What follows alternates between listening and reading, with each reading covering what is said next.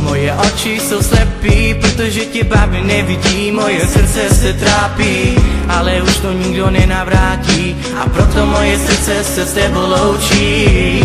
Moje oči jsou slepý, protože tě babi nevidí. Moje srdce se trápí, ale už to nikdo nenavrátí. A proto moje srdce se s tebou loučí.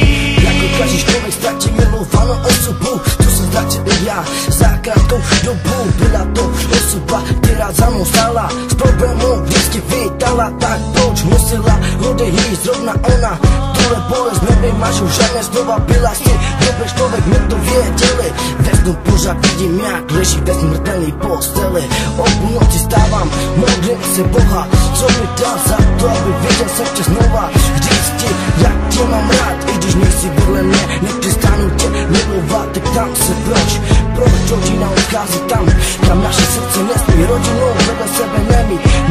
To jaký je tu ti a na srdci rany, bolí tím dál víc, odpůjč mi v pokoji, vám tohle ti můžu říct. Já proklínám celý život, mojí celá rodina tě miluje, to si pamatuj. Já slzami oči křičím na celý svět, modlím se Boha, křičím, vrať se mi zpět, vrať se mi zpět, vrať se mi zpět, tak vrať se mi zpět. Moje oči jsou slepý, protože tě babi nevidí. Moje srdce se trápí, ale už to nikdo nenavrátí. A proto moje srdce se s tebou loučí. Moje oči jsou slepý, protože tě babi nevidí. Moje srdce se trápí, ale už to nikdo nenavrátí. A proto moje srdce se s tebou loučí.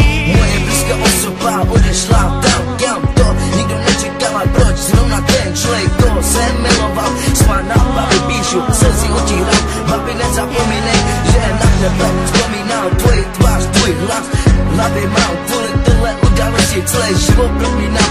Já vezmu tě, pořád vidím vám. A modlím se Boha a koukám do nebe. Proč Pán Bůh si musel říct zrovna tebe? A tiše se ptám sám sebe, proč je život vychcanej, proč mrtví vstávaj a dobrý lidi odcházej. A dobrý lidi odcházej.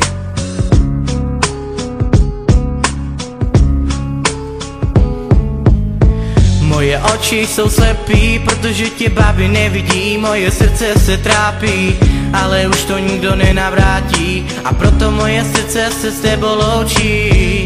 Moje oči jsou slepý, protože tě babi nevidí. Moje srdce se trápí, ale už to nikdo nenavrátí. A proto moje srdce se s tebou loučí.